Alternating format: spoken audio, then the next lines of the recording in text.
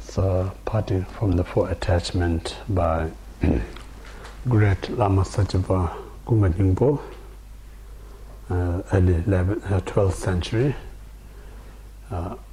unbroken lineage passed down to today's time. So this parting from the four attachment has four kind of main topics, and this parting from the four attachment also the highway to reach fully Buddhahood, and used by all the past great masters. Present also many great master is using it, and the future many great master going to use this path. So it's one of the main highway to reach us the full enlightenment, so all sentient beings.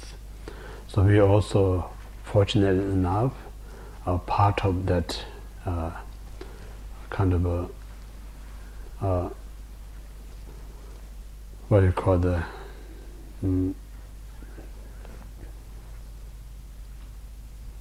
student or practitioner. So we, in that sense, we are so fortunate. So the first one, if you have attachment this life, you are not Dharma practitioner. So that's a very important message. We put so much effort to practice Dharma, many ways, but if we put effort in correct way, all this effort that you put in is just wasted. So make sure whatever we put effort is not wasted. So not to waste is like one need to know whether I'm doing this Dharma to supporting my delusion mind, or I'm doing this Dharma practice to subduing this delusion mind. You have to constantly check it. If you're supporting, then it's not the Dharma, because Dharma is free us from suffering, reach us full enlightenment, but the delusions not make us more suffering, gain us more non-virtuous. So that's where one need to constantly check yourself. And also the first line kind of help us to cultivate, to practice Dharma, because in order to cultivate the motivation to practice Dharma, one need to require to realize how fortunate to have this human rebirth, because we mentioned a few times, the best form to practice Dharma is human precious rebirth. So when we have this perfect prerequisites human precious rebirth, we are best human or platform to practice Dharma. So that help us to cultivate or motivate us to practice Dharma.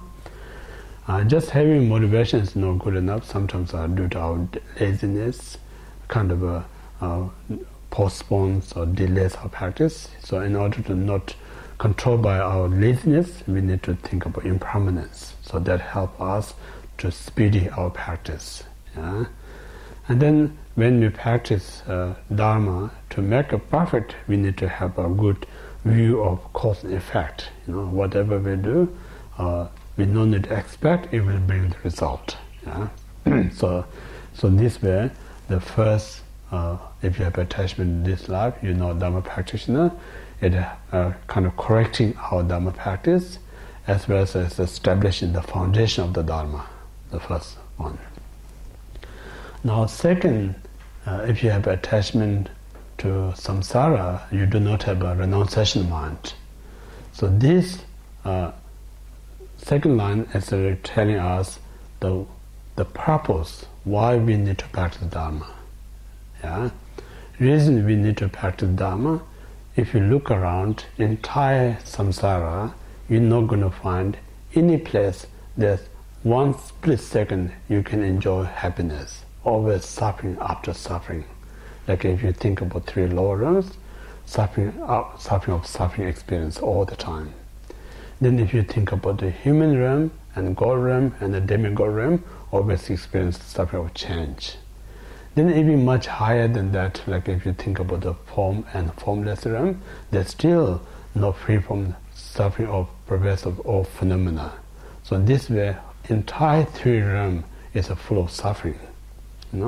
So only where one can liberate from this samsara, we need to renounce the creator of all the sufferings.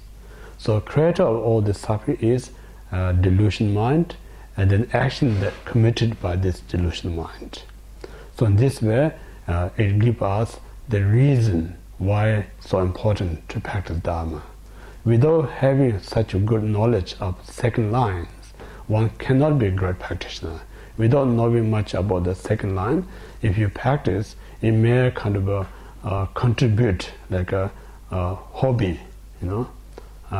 It may kind of trap in the religion kind of categories. You know, I'm Buddhist, so I'm doing this, but without knowing the real prime reasons. So, this reason, second line is so important. Whether you Theravada practitioner, or Mahayana practitioner, or Vajrayana practitioner, without knowledge, the second suffering of samsara, one cannot be a good Dharma practitioner. So that's the motivator, the reason talk about. Now, to know we have a right form to practice Dharma, we know the reason why we need to practice Dharma is not good enough. Now what we need to do is important. So what we need to do is like to attain the Buddhahood, we need to complete it 2 accumulations. When you complete it 2 accumulations, then one will attain the Buddhahood. So 2 accumulation is like a first, third topic. Yeah, if you have attachment, self-purpose, you do not have a bodhicitta.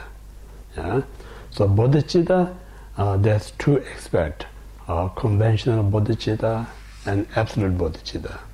So the third line prime is talking about the conventional bodhicitta. Yeah? So this conventional bodhicitta is accumulating merit. So that means like based on the bodhicitta motivation, whatever you do, it multiplies countless times. Reason because everything that you do is the sake of all sentient beings. So it's a vast difference. Like if you're having a cup of tea, say I'm really enjoying cup of tea. That same amount of cup of tea, just I'm having this cup of tea, so I get to be more fresh up, can practice Dharma to attain Buddha or sacred sentient being.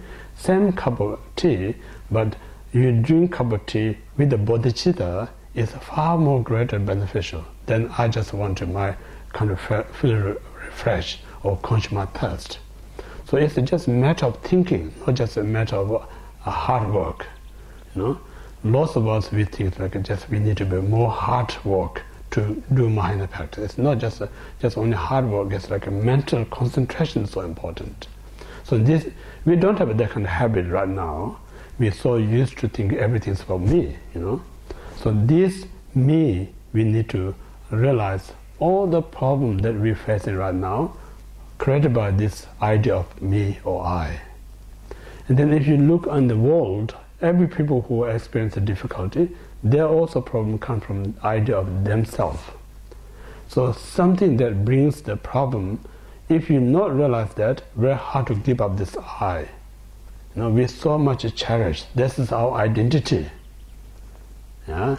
Now, when you really carefully examine all the problem, that's how enlightened realize it. So enlightened realize I is the cause of all the problem. So now we kind of transform that cherish into others. Yeah. So it's not our nature. Our nature is so used to grasp itself. Now we have to train. We need to design. We have to create this idea of cherish into other. That is we call the practice. You know? So if you keep practice every time, that's what we call the mindfulness.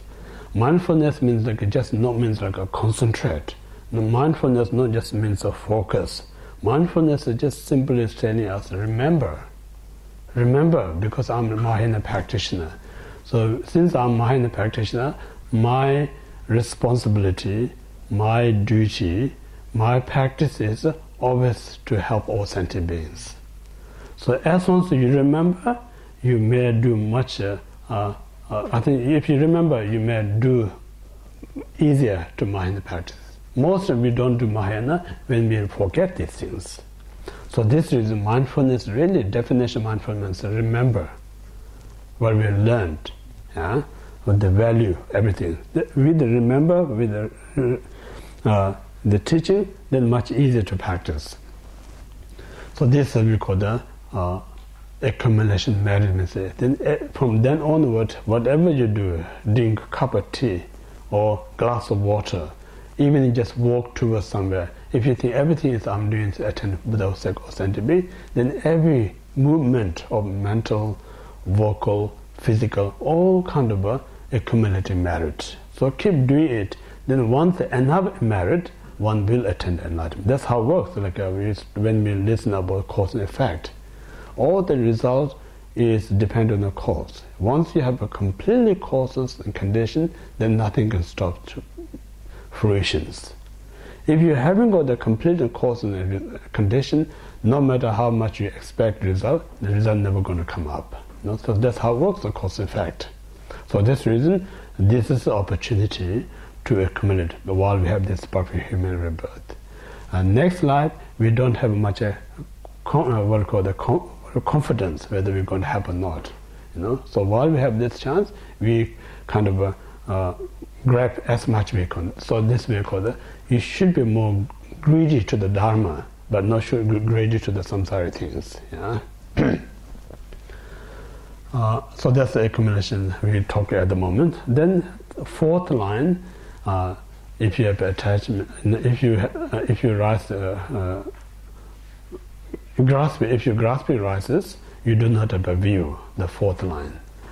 So that explains how to accumulate the wisdom, transcendental wisdom. Yeah? So this comes later on. So first we talk about the, if you have attachment to self-purpose, you do not have a bodhicitta. Yeah. So this is the third line. So now, like the bodhicitta is the prime cause to attain the Buddhahood. In order to develop the bodhicitta, there's also, it not just come by itself. You need to, so many things requirement to develop this bodhicitta. Among them, the prime cause to develop bodhicitta, or immediate cause to develop bodhicitta, is a great compassion. Not compassion, great compassion. It's a vast difference of compassion and great compassion. It's a great compassion. In order to develop this great compassion, also requires so many things. Among them, the prime or immediate cause is the great loving kindness. So that means like without the loving kindness, it is impossible to have a great compassion. Without the great compassion, there is no the bodhicitta. Without the bodhicitta, there is no Mahayana, there is no Vajrayana. So in this reason, yesterday I'm saying like many our practitioners say I'm Mahayana, or I'm saying I'm Vajrayana, just doing the Mahayana form of practice or Vajrayana form of practice, but we don't have the essence such as a great loving kindness and a great compassion. If you don't have this love and compassion, there's not going to have the bodhicitta. Without bodhicitta, there is no Vajrayana, there is no Mahayana.